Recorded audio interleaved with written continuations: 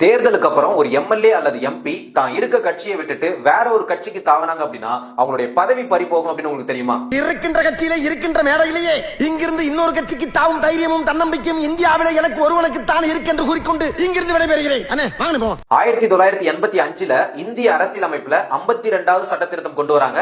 அத 10வது அட்டவணையில சேர்க்கிறாங்க. அதுதான் கட்சி தாவல் தடை சட்டம், இங்கிலீஷ்ல ஆன்டி டிஃபெக்ஷன் லா. இந்த சட்டம் என்ன சொல்லுது அப்படின்னா, தேர்தலுக்கு அப்புறம் ஒரு எம்எல்ஏ அல்லது எம்பி தான் இருக்க கட்சியை விட்டுட்டு வேற ஒரு கட்சியில போய் சேர்ந்தார் அப்படின்னா அவருடைய பதவி பறிபோகும் அப்படின்னு சொல்லுது. அதே மாதிரி ஒரு சுயேட்சை எம்எல்ஏ அல்லது எம்பி ஒரு கட்சியில போய் சேர்ந்தார் அப்படின்னா அவருடைய பதவியும் பறிபோகும் அப்படின்னு சொல்லுது. ஆனா ஒரு கட்சியில 1/3 உறுப்பினர்கள் வேற ஒரு கட்சியில போய் சேர்ந்தாங்க அப்படின்னா அது கட்சி தாவலா கன்சிடர் பண்ண மாட்டாங்க, அவங்களுடைய பதவியும் பறிபோகாது அப்படின்னு இந்த சட்டம் சொல்லுது. 91வது சட்ட திருத்தம் 2003 இதை மாத்துறாங்க.